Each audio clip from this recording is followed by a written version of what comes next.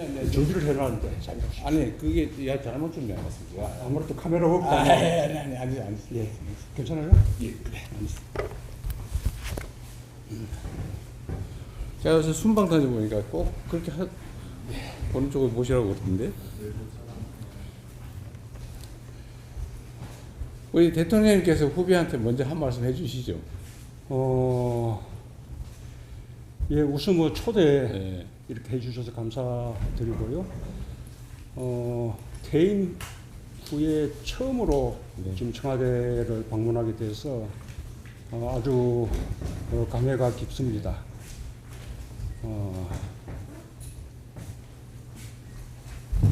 아마 너무 오랜만에 오셔서 이게 좀 모르신 것 같아요, 그죠? 그래요. 하여튼 뭐 그동안 우선 이 국정 운영에 이재명 대통령께서 그 혼신을 힘을 다하고 계신 그 노고의 전임 대통령으로서 먼저 위로와 함께 감사 말씀을 드리고 싶습니다. 아마 이 대통령이나 이재명 정부로서는 여러모로 아주 힘든 기간이었고 또 힘든 만큼 그 보람을 더 크게 느꼈을 그런 기간이 아니었을까 생각을 합니다. 내란 종식, 국가 정상화, 또 민주주의와 국격 회복 이런 아주 중대한 과제들을 빠른 시일 내에 이렇게 해낸 것만 해도 아주 큰 업적입니다.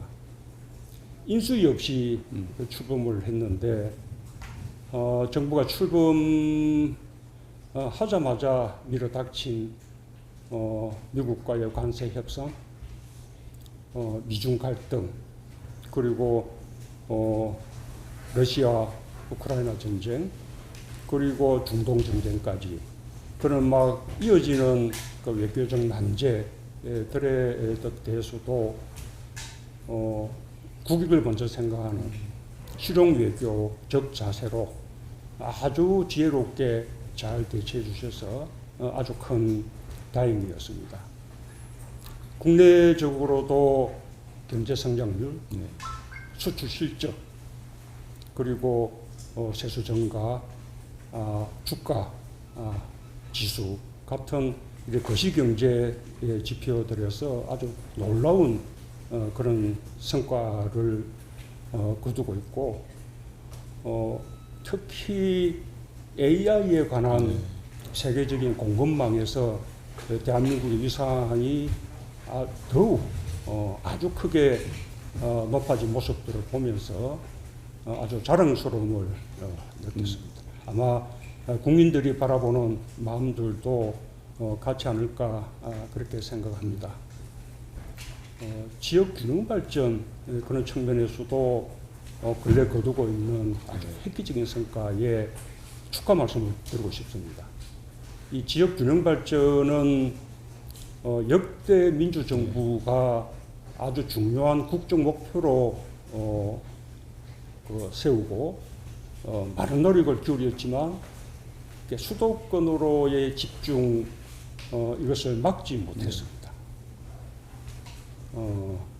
우리 이 대통령께서 이런 지역 균형 발전 정책에 더욱 이제 박차를 가하셔서 이번에 메가 프로젝트에 대해서 서운하다고 말을 하는 지역까지 잘 아우러 주시고 지역의 인재들이 일자리 때문에 서울로 수도권으로 이렇게 이제 몰려가는 이런 일이 필요가 없는 그런 나라를 꼭 기필코 만들어 주시기 바랍니다.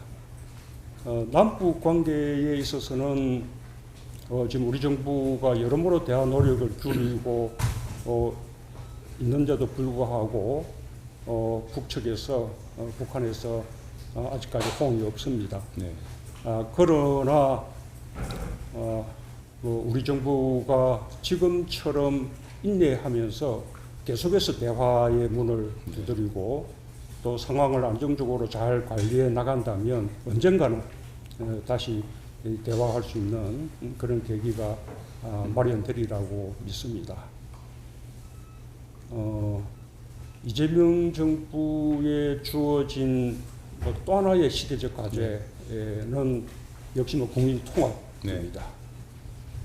지금까지 이재명 정부가 거둔 성과 위에서 더 큰 성과로 이제 나아가기 위해서 꼭 필요한 일이라고 생각을 합니다.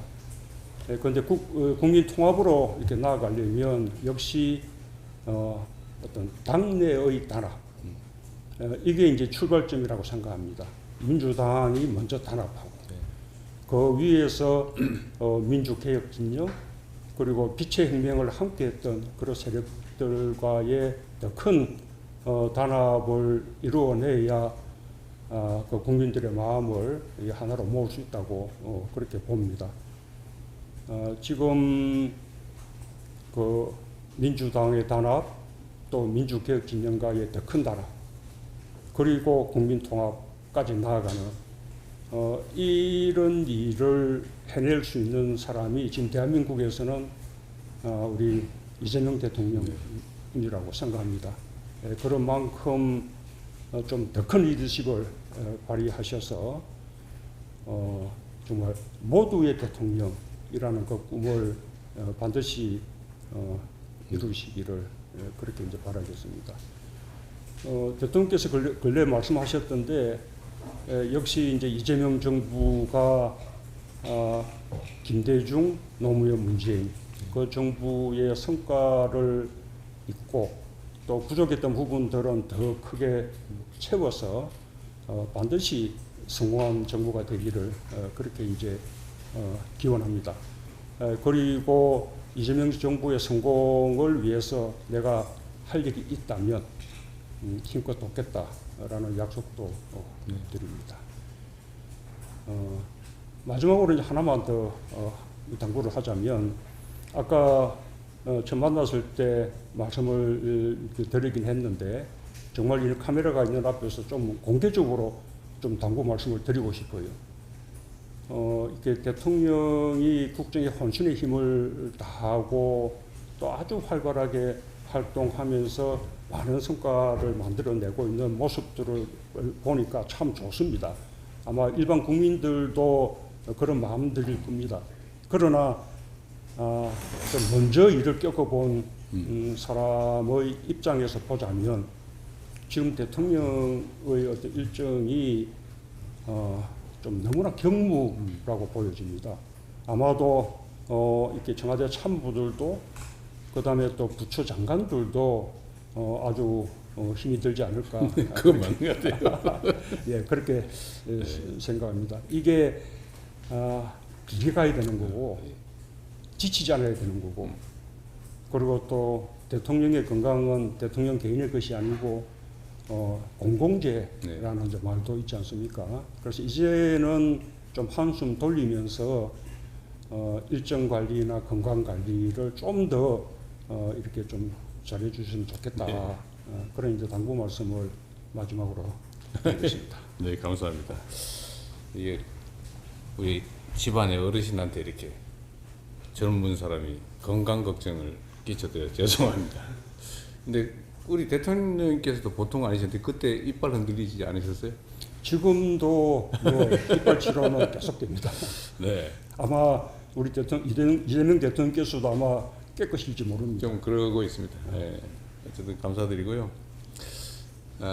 우리 대통령께서 말씀하시는 것처럼 우리는 민주정부, 김대중, 노무현, 문재인을 넘어서 이제 현 국민주권정부가 만들어졌는데 제가 선거 때 여러 차례 말씀드린 것처럼 우리가 있는 성과들 그 기반 위에서 또 하나의 층을 쌓아가는데 당연히 좋은 점들을 더 키우고 부족한 거는 채우고 또 새로운 걸 더해서 끊임없이 우리 민주정부의 성과를 만들어 나가고 또 조금 미래지향적으로 보면 정말 이 나라를 책임지는 이 국가를 책임지는 민주정권이 또 재탄생하고 또 그 기반 위에서 또 이 국민과 나라가 더 나은 미래를 누릴 수 있게 하는 게 우리가 할 일이죠. 역사적 사명 아니겠습니까? 그리고 제가 이제 1년 남짓 됐는데 지금 현재까지 주력하는 거는 이제 대통령께서 어쨌든 5년 동안 만들었던 그 성과들 그게 엄청 많이 훼손됐거든요. 예를 들면 뭐 외교 안보, 남북 관계, 경제, 문화 뭐 볼 것 없이 너무나 많은 것들이 망가졌습니다. 그래서 그거를 이제 정상화하는 과정. 그리고 그 정상화한 위에 이제 또 새로운 우리가 해야 될 과제들을 해결해 나가는 걸 동시에 하고 있는데 제가 한 1년 동안 느끼면서 정말로 많이 망가졌을 뿐만 아니라 이 대통령께서 하신 일 더하기 왜냐면 노무현 대통령 또 김대중 대통령께서 만든 것이 정말로 역사적으로 평가받을 큰 성과다 이런 생각을 하게 됩니다. 그 잘 못 느끼죠 사실. 잘 못 느끼긴 하지만 엄청난 성과들을 만들어냈다. 많이 훼손되고 나니까 그런 게 느껴지는 거죠. 그래서 열심히 복구하려고 노력하고 있고요. 우리 대통령께서 말씀하신 것처럼 사실 우리는 개인 사업을 하거나 뭐 사적인 이유로 일을 하는 게 아니니까 근본적으로는 우리가 집권해서 모두를 대표해서 모두를 위한 정치를 또 행정을 해야죠. 또 그러려면 내부의 단합도 매우 중요하다. 속이 단단해야 되겠죠. 그리고 또 끊임없이 외연을 확장하고 그래서 저는 이제 구조적 다수를 만들기 위해서 노력해야 되고 또 거기서 끊임없이 성과를 내야 그게 뒷받침되는 거죠. 말로만은 안 되지 않습니까? 이 두 가지를 잘 조화롭게 해야 된다고 생각합니다. 자주 이제 조언을 좀 들으면 좋겠다는 마음을 갖고 있고요. 너무 늦어서 죄송합니다. 이게 의외로 이번에 한번 모셔야지 그러다가도 뭐 이게 또 꼬이고 뭐 여러 차례 또 우리가 협의도 했지만 앞으로도 제가 자주 말씀을 좀 들었으면 좋겠고요. 그래도 1년 동안 우리 공직자들이 정말 이 흔들려가면서 각 부처에서도 열심히 해주고 해서 생각 이상의 성과들이 나오고 있고 말씀하신 것처럼 그 중에 정말 민주정부의 핵심 과제 중에 하나가 이제 균형 발전이었잖아요. 특히 이제 노무현 대통령 그다음에 이제 대통령님 지역 균형 발전에 정말로 애 많이 쓰셨는데 정말 그게 쉽지 않잖아요. 말은 하고 정말 절박하지만 몰리는 걸 어떻게 합니까? 근데 다행히 정말 이번에 인공지능의 이 정말 새로운 뭐라 그럴까 이거 정말 상상 이상의 이 발전이 이루어지고 있거든요. 거기 또 우리가 중심적 역할을 하게 됐고 엄청난 새로운 수요가 폭증이 되고 공급 필요가 있는데 이 수도권이 꽉 차버렸잖아요. 수도권이 사실은 그때 이 메모리 반도체 분야도 대통령께서 결단해서 용인에 클러스터를 만드셨잖아요. 근데 그게 이제 꽉 차게 된 거예요. 그리고 이제 갈 때는 호남밖에 없는 상태. 정말 운이 좋은 측면도 있고요. 또 많이 준비한 결과물이기도 한데 그 성과는 역시 이게 이어져 온 우리 민주정부의 성과가 또 다시 나온 새로운 과식이죠. 그 점은 좀 다행스럽다 생각이 들고 남북 관계는 매우 어렵긴 한데 제가 이렇게 해외의 정상들을 만나면서 느끼는 것이 또 남북 관계도 이렇게 대면하면서 느낀 게 정말 회복 불가능할 정도로 망가졌다는 생각이 들어요. 이 적대감, 대결 의식이 우리가 한두 해 이렇게 뭐 정성 들이고 입장 바꾸고 해서 해결될 수 없는 상황인 것 같아요. 특히 지금 계속 그 결과들이 나오긴 하지만 이 군사 쿠데타, 친위 쿠데타를 위해서 북쪽을 이 군사적으로 압박한 게 정말 너무 컸던 것 같습니다. 이게 너무 많이 쌓여 있고 그러나 우리 정부, 민주정부들이 해왔던 소위 햇볕 정책부터 시작해서 남북 평화 공존 정책은 뭐 끊임없이 해야죠. 그것도 잘 이어가도록 하겠습니다. 우리 민주정부가 예를 들면 이제는 국가 전체를 책임져야 될 주요 세력이 됐는데 아무 누구도 걱정하지 않도록 우리 모두 함께 뜻을 같이 하는 사람들 함께 힘을 모으고 또 그 기반 위에서 우리가 구조적 다수를 향해서 좀 확장할 수 있도록 좀 노력하겠습니다. 오늘 이렇게 오셔서 너무 감사드리고 제가 카메라 없어지면 좀 말씀을 좀 드리도록 하겠습니다. 이번에 저 광주 행사 보고 정말 뭐 기분 좋았습니다. 네.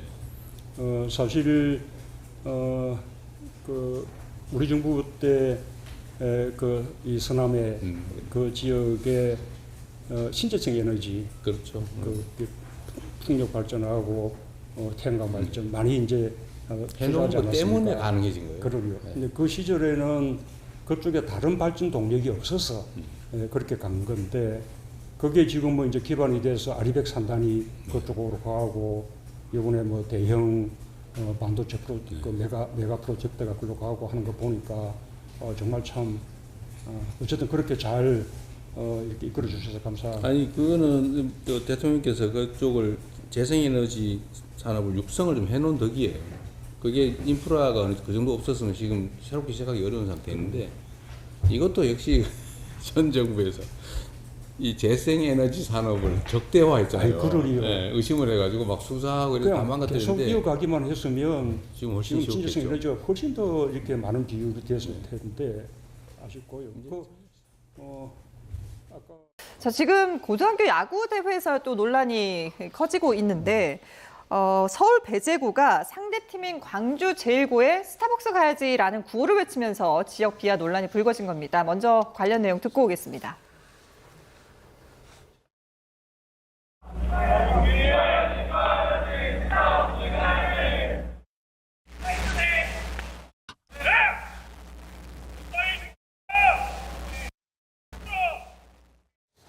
예. 야구협회가 이제 오늘 배제구 야구부에 대한 징계 여부를 논의한다고 하는데 이 과정들이 징계의 어떤 그 사유가 될 수 있겠죠? 가능성은 있습니다. 예.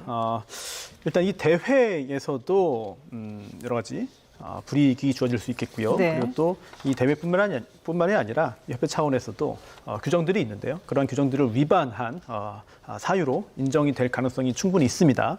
다만 그렇다면은 누구에게 어떤 불이익이 주어져야 하는가? 네. 대상이 특정될 수 있는 것인가? 또는 감독이나 코치 등에게도 책임이 인정될 수 있을 것인가? 등등 굉장히 복잡한 문제들이 있습니다. 그리고 당장 내일이죠. 내일 배제구가 다음 경기가 예정돼 있거든요. 예. 그렇다면 여기에 대해서 뭐 기권한다는 얘기도 있었습니다만 아직 예. 확정된 건 아닌 것 같고요. 네. 그리고 또 기권 이전에 이 대회 자체에서의 어떤 실격 가능성도 배제할 수 없기 때문에 오늘 이제 공정위원회에서의 판단이 굉장히 좀 중요해 보이고요. 제가 조금 전에 축구 얘기하고 또 지금 야구 얘기하는데 네. 저 축구 소송도 많이 하고 야구 소송도 많이 하거든요. 제가 대한축구협회 공정위원이기도 하고 예. 그리고 지난주에도 이제 프로야구 상벌위원회 가기도 하고 네. 좀 즐거운 얘기를 스포츠라고 한다면 좀 즐거운 얘기를 해야 되는데 그러게요. 예. 스포츠 관련된 사건 희망을 주고 사고 막 이래야 되는데. 네, 특히나 지금 학원 스포츠 아닙니까? 네. 또 고등학교 아마추어 스포츠인데 여기에서 상대 선수들의 지역을 비하하는 발언을 저렇게 여러 학생들이 했다는 게 굉장히 충격적이고 저런 일이 있으면 안 되는데 일각에서 또 이런 의견도 있어요. 잘 모르고 한 거 아니냐. 네. 근데 제 개인적으로는 가장 잘 알고 한 것 같습니다. 저 의미와 맥락을 누구보다 잘 알고 쓴 것 같아요. 예. 특히 단순히 어떤 특정 커피 전문점을 이야기한 게 아니라 그 예. 맥락이 그 5.18 관련된 비하, 희화화 그 논란을 다 맥락 알고 있기 때문에 이용을 한 거거든요. 그렇다면은 설령 나이가 어리고 아직 모든 가치관이 다 형성되지 않았다고 가정하더라도 네네. 몰라서 한 일이라고 그냥 넘어가기에는 그게 간단한 일은 아닌 것 같습니다. 네. 그 프로야구에서도 보면 과거 뭐 학폭 논란이라든가 이런 게 굉장히 오랫동안 그 문제가 되는 경우도 있기 때문에 지금 이 사안 자체가 지금 고교 선수들이기 때문에 이후에 프로 진출이나 또 그런 문제, 그러니까 미래에 대한 문제로 또 이어질 수도 있지 않겠습니까? 그렇습니다. 물론 대중에게 알려진 것과 실제 상황이 약간 좀 다른 경우도 예. 없지 않습니다만 학교 폭력 이슈 때문에 대표팀에 뽑히지 못하는 경우도 있고 네. 여러 가지 일들이 있었죠. 그러다 보니 애초에 그 아마추어 선수 드래프트 할 때 뽑을 때도 학교 폭력이 있으면은 뽑지 못하도록 규정을 만들어놨습니다. 예. 그런데 이번에 이 발언 자체가 어떤 드래프트 배제 사유라고 보기는 어려워 보이고요. 예. 하지만 그렇다 하더라도 좀 규정에 의해서 이루어지는 배제라기보다는 아무래도 약간 좀 꺼려한다거나 아니면은 만약 선발했을 때 선수 자체가 기량이 뛰어나고 우수해서 선발했다 하더라도 올해 말고 그 다음 해도요. 예. 해당 예. 특정 학교를 팬들이 원치 않고 팬들이 지적을 한다면 프로팀으로서는 그런 것도 고려할 수밖에 없거든요. 예. 여러 가지 고민거리가 많은 그런 숙제를 안겨주는 그런 일인 것 같습니다. 예. 지금 이제 징계 수위 결정에 대해서 저희가 이제 그래픽으로 정리한 내용이 나오고 있는데 그러면 이 징계는 학생 선수들에게만 해당이 되는 건가요? 아니면 뭐 코치진이나 아니면 학교 관계자들도 포함이 되는 건가요? 우선 해당 발언을 한 선수들은 대상이 될 수 있겠죠. 네네. 물론 징계 여부나 징계 수위는 저희가 단정할 수는 없겠습니다만. 그렇습니다. 예. 그리고 감독 코치가 있는데 감독 코치는 처음에 몰랐다고 이야기를 했어요. 그리고 알게 인지하고 즉시 제지했다라고 입장문을 밝혔는데 하지만 또 영상을 보면은 광주19 코치가 또 그동안 참고 참았다. 이제 그만해라라고 소리를 지르는 걸 보면은 일회성이 아니라 그 전에도 좀 하지 않았을까라는 짐작도 드니까요. 예. 제대로 알면서도 방치했거나 제대로 관리하지 못했다면 감독과 코치에 대한 징계도 배제할 수는 없겠고요. 다만 그 이상의 수위라든지 또는 그 윗단계로 가기는 좀 쉽지 않아 보입니다. 네. 학생들과 학생 선수들이 이러한 준비를 하고 또한 이런 것들을 계속해서 계획했는데도 불구하고 방치했거나 그냥 조장했거나 놔뒀다면은 그에 대한 징계는 가능하겠습니다만 그렇게까지 보기는 힘들고 아직까지 그런 정황은 존재하지 않기 때문입니다. 네. 네. 이번 사안과 관련해서 뭐 사과문도 이거 AI로 작성한 거 아니냐 이런 논란도 있고 여러 가지 갈래로 지금 논란이 확산하고 있는 사안인데 지금 이 논란에 이어서 광주 도심에 5.18 민주화운동 관련 표지판에 군화 한 짝이 걸려있는 그런 사진이 또 올라오기도 했습니다. 사실 이게 의미하는 바가 크잖아요. 그래서 더 또 논란이 되는 것 같아요. 그래서 이 배재고 사건과 관련성이 있는 것이냐 예. 이런 우려와 걱정까지 드는데요. 네. 특히 군화라고 한다면 단순히 군화 자체는 뭐 가치 중립적이죠. 문제도 없고 저희도 군복무할 때 2년 2개월 계속 신었던 예. 그런 신발인데 하지만 이 군화라는 게 이렇게 또 해석이 됩니다. 당시에도 5.18 당시에도 군화발에 시민들이 짓밟혔다. 또는 이제 군부 독재 세력을 또 상징하기도 하고 또 시민과 무고한 학생들에 대한 포괄적인 진압을 또 의미하는 상징물이잖아요. 예. 그런데 저런 군화를 다른 것도 아닌 저 5월 길이라고 하는 표식이 있는 저 자리에 굳이 저렇게 매달아 놨다면 저게 우연이 되진 않았을 거거든요. 그러게요. 누군가 어떤 목적을 가지고 의도하에 했을 것이라고 그렇죠. 짐작이 됩니다. 예. 만약 그렇다면 저 5.18을 기리는 행위라기보다는 정반대로 약간 좀 모욕을 하기 위한 그리고 이 배재고 사건이 터지면서 많은 사람들이 질타를 하니까 오히려 그 정반대의 의사를 표현하기 위한 거 아니냐라는 생각이 들거든요. 네. 저 5월길이라는 표식이 왜 있냐면 저 자리 자체가 5월 19일에 계엄군이 시민을 무력 진압했던 그곳이기 때문이거든요. 기억하자는 의미잖아요. 그렇습니다. 그런데 오히려 정반대의 행위를 했다면 도대체 누가, 왜, 언제, 어떻게 한 것이냐 철저한 진상조사가 필요하고 사실관계 확인이 반드시 뒤따라야 되겠습니다. 예. 진상조사가 반드시 필요하다라고 말씀하셨는데 그러면 이제 경찰 수사가 져야 되는 거잖아요. 네. 광주시와 기념재단이 경위를 파악하고 이제 수사를 의뢰하겠다라는 입장인데 말씀하신 그런 누가 왜 어떻게 이런 부분에 따라서 이제 처벌 수위도 달라지겠죠. 근데 형사처벌까지는 가지 못할 가능성이 좀 높아 보여요. 물론 역사적으로 그리고 예. 사회적으로 문화적으로 옳지 않은 행동이고 동의할 수 없고 따라해서는 안 되는 행동이고 눈살을 찌푸리게 하는 행동입니다만 예. 형사처벌하려면 범죄여야 되는데 지금 5.18 특별법에 따르면은 역사 왜곡 행위를 하면 처벌 대상이거든요. 네. 하지만 저 행위 자체가 과연 역사 왜곡이냐라고 보기에는 너무 확장 해석일 수 있을 것 같고요. 또 그 외에 그럼 재물 손괴냐, 저 표지판이라든지 저 시설물의 효용을 해한 것이냐라고 본다면 그렇게 해석될 가능성이 아주 없지는 않습니다만 자칫 너무 과다한 법 적용이라는 그런 지적을 받을 수도 있기 때문에 네. 게다가 5.18 민주화운동에 참여했던 또는 5.18 민주화운동에 참여했다가 숨지거나 다친 희생자들에 대한 모욕이냐라고 한다면 그거 역시 그 대상자들이 뭐 특정되지 않는다고 볼 수도 있거든요. 따라서 대단히 부적절한 행동이고 잘못된 행동이지만 만약 누가 일부러 걸었다면 형사처벌로 이어지기까지는 사실 넘어야 할 그런 법적인 관문들은 굉장히 많이 있는 것 같습니다. 예. 형사처벌까지는 가지 못한다 하더라도 말씀하신 것처럼 진상조사는 철저하게 좀 했으면 하는 그런 바람입니다. 네, 지금까지 손수호 변호사와 얘기 나눠봤습니다. 잘 들었습니다. 네, 고맙습니다. 오늘 새벽 손흥민 선수의 귀국길은 어제 홍명보 전 감독과는 크게 달랐습니다. 팬들은 선수들에게는 위로를 건네고 홍 전 감독과 축구협회에는 비판을 쏟아내고 있는데요. 축구팬의 마음은 어떤지 직접 들어보겠습니다. 축구대표팀 서포터즈 클럽이죠. 붉은 악마의 조호태 운영위원장 연결돼 있습니다. 위원장님 나와 계십니까? 예, 안녕하십니까. 붉은 네. 악마 운영위원장 조호태입니다. 네. 자, 지금 손흥민 선수를 비롯한 선수들에게는 위로를 건네고 있고, 그리고 홍명보 전 감독, 그리고 축구협회를 향해서는 날선 비판을 쏟아내고 있는데, 지금 붉은 악마 팬들의 마음은 어떻습니까? 아마 지금 대한민국 국민들이 느끼고 계시는 그 감정 그대로 같이 느끼고 있습니다. 이게 선수들의 문제가 아닌 선수들은 정말 간절했고 진심이었는데 어떠한 그 한 명의 변덕으로 인한 그런 전술의 부재와 그리고 어떠한 고집으로 인한 불통 이런 부분이 작용을 해서 이번 월드컵의 성적이 좀 잘 안 나왔다 생각을 하고 있습니다. 예. 홍 전 감독이 귀국하는 길에는 위원장님께서도 현장에 계셨다고 들었는데, 그때 분위기가 어땠습니까? 예, 저도 밤 한 12시부터 현장에 있었는데요.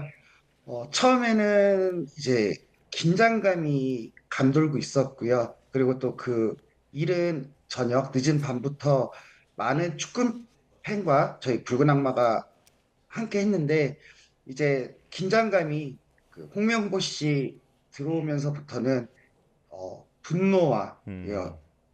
그런 감정들이 뒤섞여 갖고 좀 살벌한 그런 현장의 분위기였습니다. 예. 붉은 악마는 홍 전 감독을 향해서 축구계를 영원히 떠나라 이렇게 공식 입장을 냈는데요. 단순히 감독 사퇴만으로 끝낼 문제가 아니라고 보시는 거죠? 예, 그렇죠. 뭐 이미 2014년 때도 이제 한번 실패를 하시고 이제 다시는 약간 어떻게 보면 저 입장에서는 감독을 맡지 않을 거라 생각을 했는데 어, 다시 또 2026년에 감독을 맡아서 이렇게 또 다른 실패를 보여줬는데 현 협회와 이 축구계 시스템으로 보면은 추후에 뭐 또다시 번복을 하고 또 감독이 될 수도 있고 아니면 음.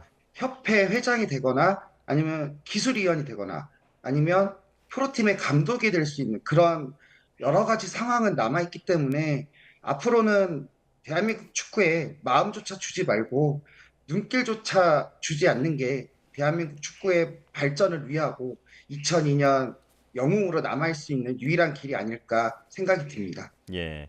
지금도 위원장님 국가대표팀 유니폼을 입고 계신데 그 2002년 영웅 말씀하셨습니다만 홍 전 감독이 사실 위대한 선수 출신 아니겠습니까? 팬으로서 지금 홍 감독을 보는 심경이 복잡할 것 같습니다. 어떻습니까? 어, 좀 안타깝죠. 어떤 것 때문에 사람이 이렇게 바뀌었을까 그런 생각이 많이 듭니다. 음. 이게 2002년 당시에는 정말 잘해줬던 감독이었는데, 선수였는데, 14년에 한번 실패를 했으면 조금 더 그때 내가 어떤 것을 잘못했는지, 어떤 부분이 부족했는지에 대해서 좀 더 연구를 하셨어야 되는데, 단지 프로팀에서의 어느 정도 성공에 그 자만을 했는지 모르겠지만, 2026년에는 2024년부터 한 2년 동안의 감독은 좀 음. 실패되지 않나 그렇게 생각이 들어서 조금 대한민국 축구 팬의 입장으로서는 위대한 영웅이었던 한 사람이 이런 퇴장이 좀 음. 안타깝게 생각이 듭니다. 예. 홍 전 감독이 비판을 받고 있는 포인트는 사실 성적 그 자체도 있습니다만 이번 대회 내내 보여줬던 태도에도 문제가 있었다라는 지적이 많은데요. 예를 들면 경기력이 왜 이렇게 올라오지 않았느냐라는 질문에 대해서 우리도 잘 모르겠다 이렇게 대답을 하지 않았습니까? 어떤 부분이 가장 부적절했다고 보십니까?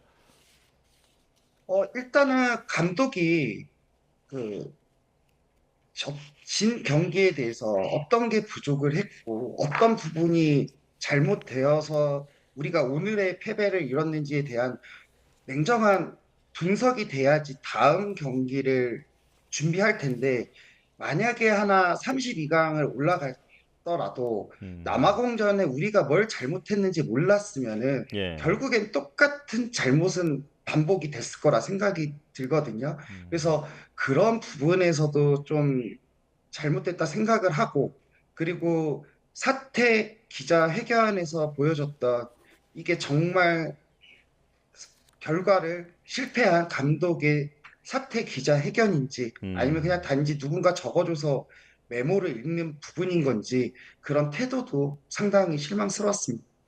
예. 멕시코 현지까지 원정 응원에 갔던 팬들이 마치 고장난 내비게이션처럼 대혼란에 빠졌다 이런 얘기도 들었습니다. 그러니까 당연히 32강에 진출할 거라고 생각해서 LA행 티켓을 끊었는데 결국엔 취소하게 된 그런 상황이잖아요. 팬들은 어떤 상황이었습니까?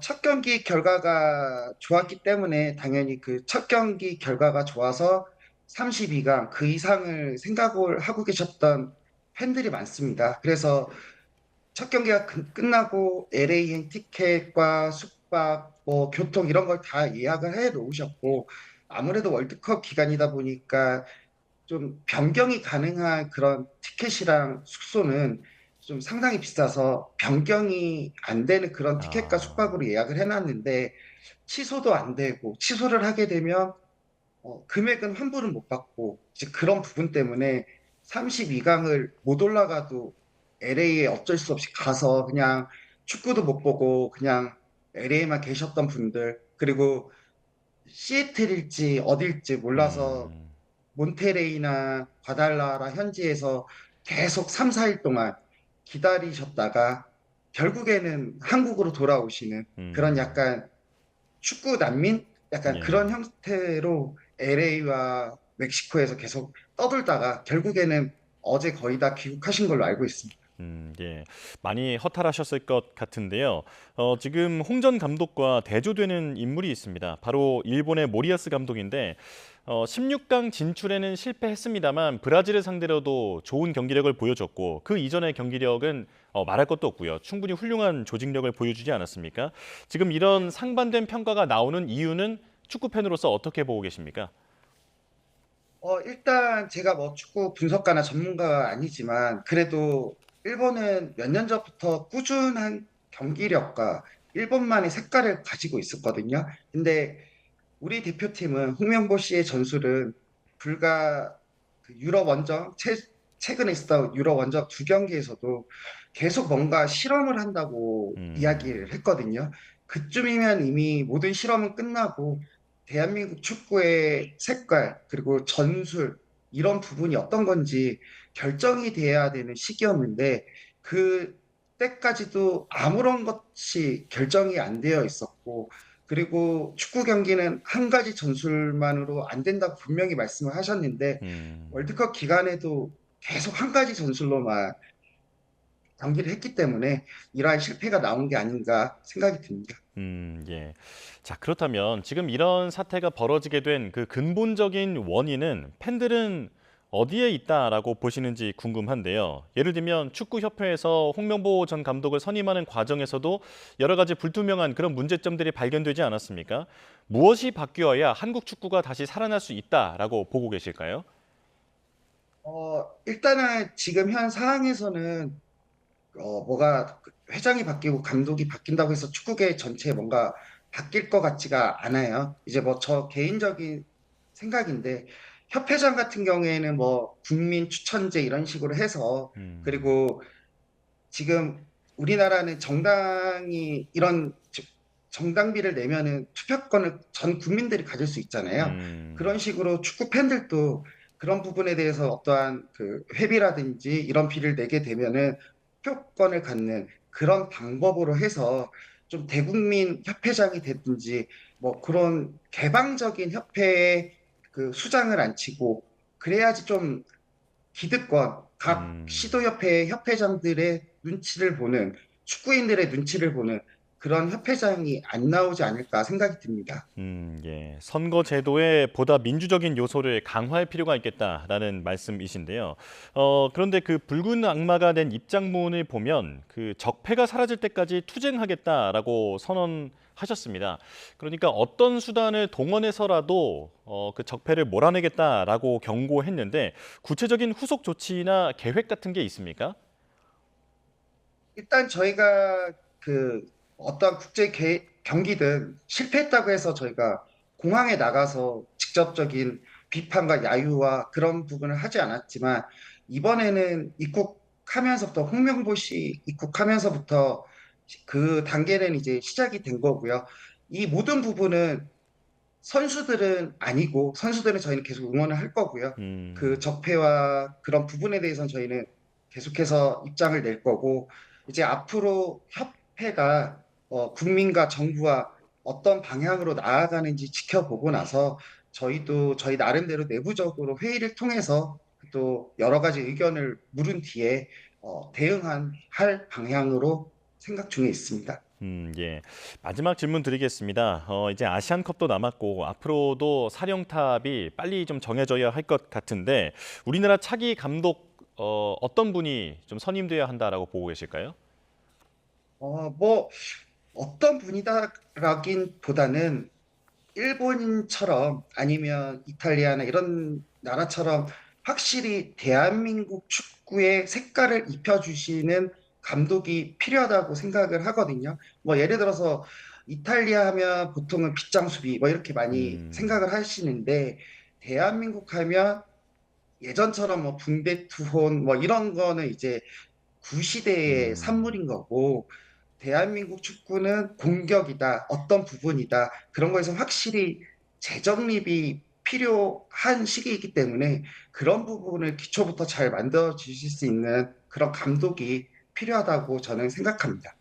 예. 한국 축구의 색깔을 찾아줄 수 있는 인물이 필요하다라는 말씀으로 대답 마치겠습니다. 지금까지 조호태 붉은 악마 운영위원장과 함께했습니다. 위원장님 고맙습니다.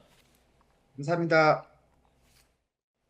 정체전선에 동반된 비구름이 예상보다 빠르게 올라오면서 오늘 새벽 중부지방도 장마가 시작된 것으로 기상청이 밝혔습니다. 장맛비가 쏟아지고 있는 제주와 남부 일부 지역에는 호우특보가 내려졌고 특히 제주 산간에는 호우경보가 발효 중인데요. 취재기자 연결해 자세한 장마 상황 알아보겠습니다. 김민경 기자, 어제까지만 해도 오늘은 남부지방에만 장마가 시작되고 중부는 아직 아니라고 했었는데 하룻밤 사이 중부지방까지 장마가 시작된 이유는 뭡니까? 네, 어제 기상청은 수시 브리핑을 열고 어제 제주도에 장마가 시작됐고 오늘 새벽에는 비구름이 남해안까지 북상해 남부지방도 오늘 장마 영향권에 들 걸로 전망했습니다. 하지만 정체전선에 동반된 저기압이 예상보다 강하게 발달하면서 비구름의 북상 속도가 예상보다 빨라졌습니다. 남해안에도 어젯밤부터 비가 내리기 시작하면서 남부지방의 장마 시작일도 어제로 판단했고요. 비구름이 오늘 새벽에는 충청 지역까지 올라오면서 중부지방도 오늘 장마가 시작한 걸로 본 겁니다. 현재 레이더 화면 보시면 비구름이 충청 지역까지 넓게 자리한 모습을 볼 수 있습니다. 평년 중부 장마 시작일은 6월 25일입니다. 올해 중부지방의 장마는 평년보다는 6일, 장마가 빨리 시작했던 지난해보다는 12일 늦게 시작했는데요. 다만 중부지방의 장마가 7월에 시작하는 건 드문 일은 아닙니다. 전국 기상관측 이래 역대 가장 늦은 장마 시작일은 1982년 7월 10일이고 1987년과 92년, 2014년, 17년, 21년에도 7월에 장마가 시작했습니다. 네, 현재 장맛비가 내리고 있는 제주와 남부는 호우특보까지 내려졌는데 지금 비가 얼마나 강하게 오고 있는 겁니까? 네, 현재 제주 산간에는 호우경보가, 여수와 보성, 고흥 등 전남 남부 대부분 지역에는 호우주의보가 발효 중입니다. 특히 제주 산간에는 시간당 30에서 40mm 안팎의 강한 비가 쏟아지고 있습니다. 어제부터 오늘 오전 8시까지 제주 산간 진달래밭에는 200mm에 육박하는 비가 쏟아졌고 한라산 남벽에도 176.5mm, 영실에도 151.5mm의 비가 내렸습니다.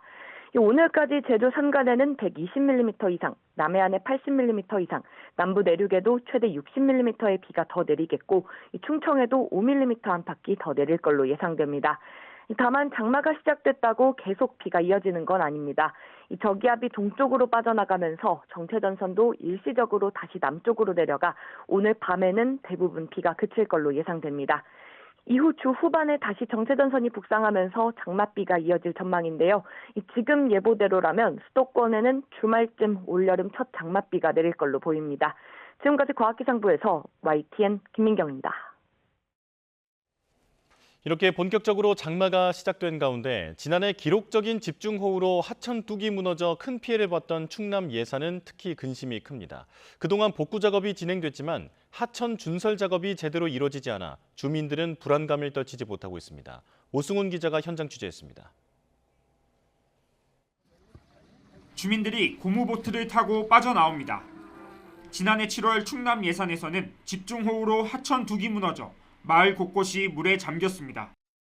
1년이 지나 현장을 다시 찾아갔습니다. 둑 위에 콘크리트 구조물을 세우기 위한 틀이 설치돼 있고 굴착기가 바쁘게 움직입니다. 쑥대밭이 됐던 주택은 깨끗한 모습을 되찾았습니다. 하지만 주민들은 올해 장마도 걱정이라고 말합니다. 보수 작업이 이뤄지고 있지만 하천에 쌓인 토사를 퍼내는 준설 작업이 제대로 이뤄지지 않았기 때문입니다. 지금 3, 4m 높아졌어요. 그러면 우선 그거 파내야 원칙 아니요? 높은 거를. 그럼 맨날 그 제방 조금씩 터졌다가 보수만 하면 됩니까? 예, 파내야 되지. 가축 폐사로 수억 원의 피해를 본 농가는 여전히 망연자실입니다. 수해 전까지 젖소 120여 마리를 키우던 농장입니다. 현재는 9마리밖에 남지 않아 보시는 것처럼 축사 내부가 텅텅 비었습니다. 농장 주인은 특별 재난지역 선포로 제대로 된 피해 보상이 이루어질 것을 기대했지만 보상금은 턱없이 부족했다고 말합니다. 낙농축협에서 와서 이제 그쪽 피해 조사를 했었거든요. 그때 토탈 합쳐서 6, 7억 정도 피해를 봤고요. 나라에서 지원되는 거는 맥시멈이 5천 정도더라고요. 예산군은 제방이 무너진 삽교천이 국가하천이라 정부에서 예산을 내려주지 않아 준설 작업을 할 수 없었다고 해명했습니다. 또 정부 기준에 따라 재난지원금이 지급됐고 이를 초과한 피해액은 지원 대상이 아니라고 덧붙였습니다. 주민들은 수해로 인한 아픔을 또다시 겪을 수 없다며 정부와 지자체의 실질적인 대책 마련을 재차 호소했습니다. YTN 오승훈입니다. 네, 베네수엘라 강진 소식입니다. 사망자가 2,000명에 육박하고 부상자도 10,000명을 훌쩍 넘어섰습니다. 유엔은 3개월 동안 최대 50만 명에게 식량 지원과 함께 5천만 달러의 지원이 절실하다고 밝혔는데요. 뉴욕 연결해서 자세한 상황 알아봅니다. 이승윤 특파원, 사망자 수가 1,900명을 넘어섰다고요? 네, 그렇습니다. 호르헤 로드리게스 베네수엘라 국회의장은 연설에서 연수의 강진으로 현재까지 공식 확인된 사망자가 1,943명, 부상자 규모는 1,571명이라고 발표했습니다. 제니퍼 모레노 카니살레스 카라카스 주재 유엔 인도주의 업무 조정국 대변인은 사망자 수치가 시신이 수습된 사망자를 기반으로 집계한 것으로 희생자 규모가 계속 늘어날 것이라고 말했습니다. 비공식 집계에서 실종자 수는 8만 명을 훌쩍 넘어섰습니다. 설상가상으로 열대성 저기압이 몰고 온 호우까지 내리면서 수색 지연은 물론 2차 붕괴와 산사태까지 우려되는 상황입니다. 현지 주민의 이야기를 직접 들어보시죠. Ahorita anoche, el día de ayer, llovió duro, tronaba y uno lo que primero decía, Dios mío, Señor, que no siga lloviendo, era por el temblor. 네, 유엔이 베네수엘라 강진 사태가 이제 인도주의적인 대응 단계로 전환되고 있다고 강조를 했는데요. 그러니까 국제 지원을 강력하게 촉구를 한 거죠. 네, 그렇습니다. 세계 식량 계획 WFP의 스테파니 호흐슈테터 베네수엘라 사무소장은 화상 브리핑을 통해 현지의 수색, 구조 활동이 이젠 전면적인 인도주의 대응 단계로 전환하고 있다고 소개했습니다. WFP는 베네수엘라에 앞으로 2달간 10,000가구를 지원할 수 있는 식량 3,000톤을 확보하고 있으며 필요할 경우 콜롬비아에 비축된 구호 물자도 신속히 전환 배치할 수 있다고 설명했습니다. 그러면서 다른 강진에서 배운 교훈은 언론의 관심이 사라져도 피해 주민들의 필요는 사라지지 않는다는 점이라고 강조했습니다. 긴급 구호가 진행되고 있지만 장기적인 지원도 필요하다며 식량과 안전한 식수, 주거시설, 필수 서비스에 대한 국제사회의 지원이 지금 당장 절실하다고 역설했습니다. 직접 들어보시죠. Our initial appeal is of $50 million to provide life-saving food assistance up to 500,000 people over the next 3 months, along with critical logistics and emergency communication support. 국제 구호를 받을 그 통로인 카베요항과 라구아이라항은 다행히도 정상적으로 운영되고 있습니다. 주 베네수엘라 한국 대사관과 현지 한인들은 주민들에게 구호품을 전달했고 한국 정부는 인도적 지원과 구호대 파견을 검토하고 있습니다. 사랑의 열매는 100만 달러 긴급 지원을 결정했고 한국 천주교 공식 해외 원조 기구인 한국 카리타스 인터내셔널은 긴급 구호 기금 10만 달러를 지원하기로 했습니다. 현지에 비가 내리고 있습니다. 하지만 이재민을 수용할 공간이 없다 보니 주민들은 골프장이나 축구 경기장에 마련된 임시 대피소에 모여서 이 수인성 전염병 등에 취약한 상황입니다. 베네수엘라의 백신 보급 상황이 열악하다 보니 황열병과 댕기열 환자가 늘어날 것이란 우려도 커지고 있습니다. 지금까지 뉴욕에서 YTN 이승윤입니다. 트럼프 행정부의 반이민 정책으로 강제 추방된 베네수엘라인 100여 명이 귀국 몇 시간 뒤에 연쇄 강진으로 참변을 당했습니다. 노벨 평화상을 받은 야권 지도자 마차도는 지진 피해 복구를 돕기 위해 귀국하려는 자신을 베네수엘라 정부가 방해하고 있다고 주장했습니다. 정유신 기자의 보도입니다. 무너진 콘크리트 더미 사이로 실종자 수색 작업이 진행되고 있습니다. 트럼프 정부 이민 단속으로 구금시설에서 석 달을 보낸 뒤 강제 송환된 이주민 146명이 묵던 호텔이 있던 자리입니다. 현지 시간 24일 베네수엘라 귀국 몇 시간 뒤 규모 7이 넘는 강진이 잇따라 덮쳤습니다. 맨몸으로 빠져나온 20여 명이 목숨을 건졌고 100여 명의 생사조차 아직 확인하지 못하고 있습니다. Bueno, igual, en total espera tenemos varios días aquí sin respuesta. Hoy fue que se presentaron dos personas de 3년 넘게 미국에서 일하던 아들을 기다렸던 어머니는 지진 발생 40시간 만에 생존을 확인할 수 있었습니다. 하지만 뒤늦은 구조로 아들이 두 다리를 잃었다며 안타까운 눈물을 흘렸습니다. Yo quiero justicia. No quiero justicia porque no es justo.